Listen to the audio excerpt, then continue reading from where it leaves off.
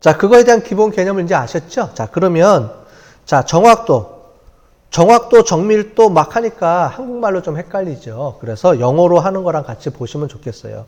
어큐러시는 전체 중에 둘 다 잘 맞춘 거니까 그거 보시면 되겠고요. 정밀도는 뭐라 그랬죠? 정밀도는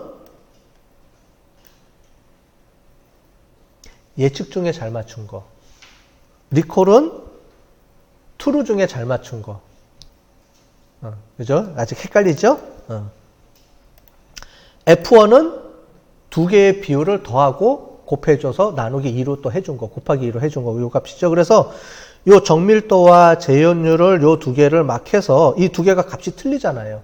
그죠? 걔를 썸해서 만들어준 F1 값이 요게 둘 다의 비율을 적정하게 이제 고려해서 하는 거니까 요 값을 보는 게 제일 좋겠죠. 그래서 모델을 분석하다 보면 이제 이 F1 값이 높은 거 또는 우리가 보통 보면 정확도가 높은 거.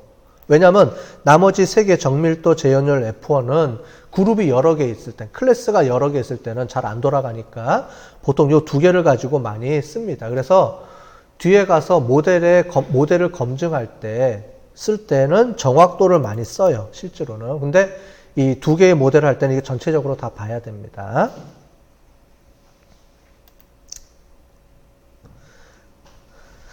자, 그 다음에 훈련용으로 검증할 때는 제가 설명을 드렸죠. 그래서 요거는 우리가 R 코드 할 때는 요게 트레이닝 값의 정확도랑 테스트 값의 정확도를 비교해 보면서 이 두 개가 높은지 낮은지를 보는 게 중요하다 그랬죠. 왜 그랬죠?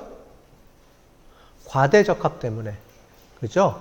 트레이닝 값이 높을 때, 즉 훈련용의 값이 정확도가 높더라도 테스트 값이 낮으면 안 되잖아요. 그죠? 그래서 적당한 비율을 찾아야 된다고 그랬죠. 그래서 적당한 비율을 찾는 방법이 나중에 우리 파이썬에서는 뒤에 나옵니다.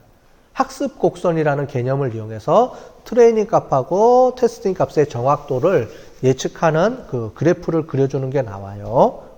그거는 조금 이따 다시 해보겠습니다. 자, 그래서 여기서는 뭐만 쓰면 되느냐? 우리가 한번 확인해보고 싶을 경우에는 요 코드를 넣으면 되는데 아까 전에 거랑 똑같아요. 여기에 x트레인을 집어넣고요. 우리가 y 언더바 프레딕션의 약자를 썼는데 여기다가 t자 하나만 더 써줘도 되고 아니면은 뭐 필요하면 요거 그냥 안 써도 되고요. 근데 이렇게 되면 겹쳐버리죠. 나중에 헷갈릴 수가 있으니까 요렇게 이용해서 해주면은 구분이 되겠죠. 그리고 여기다가는 뭘 쓰면 돼요? 얘는 y 트레인이고요. 얘는 y 프레드 언더바 테스트를 쓰면 되죠. 트레이닝 값을 서로 비교해 주는 거니까. 이해되셨죠? 테스트가 아니고 얘는 트레이닝이에요. y 트레이닝, 얘도 y 프레드 트레이닝 값을 보면은 실제로 트레이닝 했을 때 결과 정확도가 어떻게 나오는지를 보겠죠. 그럼 어떻게 돼요? 실제 값은 어떻게 돼요? 13개, 26개죠. 26개에 7개니까 33개네요. 그죠? 33개 중에 26개를 맞췄고요. 그 중에 4개, 3개가 틀렸죠. 훈련용이 좀 더 정확하게 맞춰졌네요. 그러면 이 값을 보려면 어떻게 돼요? 여기다가 뭘 쓰면 돼요? 여기다가 이렇게 쓰면 되죠. 이해되셨어요? 여기다가 언더바 t 이렇게 하면은 훈련용 데이터의 값이 나오겠죠. 얘도 다 바꿔주면 되겠죠. 나중에 언더바 t 이런 식으로.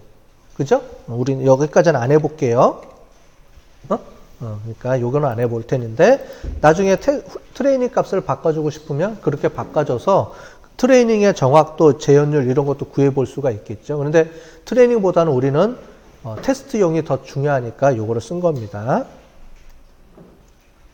자, 다음에 ROC 곡선 그리기예요. ROC 곡선 그리기인데 얘가 이 그래프를 보면서 설명을 해줄게요. 자, 여기 보면은 TPR이라고 돼 있죠? TPR이 똑같다 그랬죠? 아까 전에 민감도, TPR, 뭐 재현율, 리콜 똑같은 말이라 그랬습니다. 자, 이렇게 해주면 되고요. 밑에는 FPR이죠. FPR이 있고요. 지난번에는 1-FPR로 해줬죠. 그죠? 특이도. 그죠? 그러면 얘가 이쪽이 1이 나왔어요. 나중에 보시면 되겠습니다. 그죠? R에서 볼 때는 R은 FPR로 안 하고 1-특이도로 해가지고 1- 특이도가 FPR이죠. 맞아. 이렇게 했고 그냥 R에서는 그 특이도를 넣을 때는 1이 이쪽으로 오게 되죠. 반대 개념이니까. 어쨌든 이렇게 해볼게요. 그래서 ROC 커브에서는 중요한 게 뭐라 그랬어요?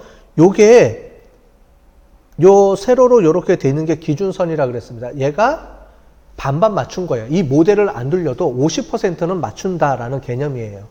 당연하겠죠? 아무리 나쁜 모델도 50%는 맞출 거 아니에요. 즉 예스냐 노냐인데 반은 맞출 거 아니에요. 기본적으로. 그래서 그 기준값에서 반보다는 얼마만큼 잘 맞추느냐 이거를 기준으로 해서 가운데 값을 가지고 이렇게 쓰는 거예요. 그 중에서 여기가 높을수록 좋겠죠. 오른쪽으로 왼쪽으로 상향할수록 좋은 그래프라고 그랬죠. 이 그래프를 그리는 방법입니다. 자, 그래서 여기 보시는 것처럼 이렇게 치는데 FPR, TPR, 트레스홀드라는 거를 넣어줍니다. 자, 그래서 여기다가 ROC 커브라는 거를 만들어서 Y 테스트 해주고요. 트리 프레딕트 프로브 아까 전에 배웠죠. 요 값을 이용해서 이렇게 X 테스트 값을 넣어줍니다. 그 중에서 요거를 해주는 거예요. 앞에 값. 얘는 뭐예요? 이 값이 여러 개인 줄인데 행은 다 갖고 오고요. 열은 그 중에서도 두 번째 행을 갖고 오는 거예요. 0부터 시작이니까. 이해되셨죠? 그래서 두 번째 행을 갖고 오는 건데 얘는 뭐냐면 요런 값이 있어요. 원래 트리 디시전 펑션이라는 요 값이 있는데 이게 모델마다 구현이 안 되는 모델이 있어요. 그럴 경우에 이용하려고 이렇게 쓴 겁니다. 편면적으로. 그럼 어떻게 되냐면 요걸 돌려주면 이 값에 의해서 FPR 값이 이렇게 나오고요. TPR 값이 이렇게 나오고요. 트레스홀드 값이 이렇게 나오는데 요거를 그래프로 그려놓은 게 요겁니다. 네, 되셨죠? 그렇게 해서 요 값을 이용을 하고요. 요거를 찍어 눈으로 확인을 한번 해보고 그 다음에 여기에 플롯을 이용해서 이렇게 놓은 겁니다. 요게 로지스틱 리그레션이 아니죠.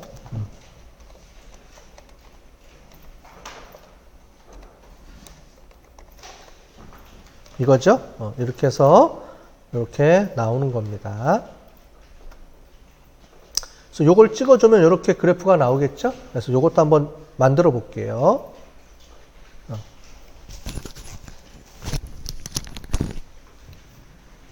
자, 여기까지 한번 쳐봐서 이게 나오는지 한번 보세요. 자, 얘도 일단 해놓고 우리 계속 쓸 겁니다.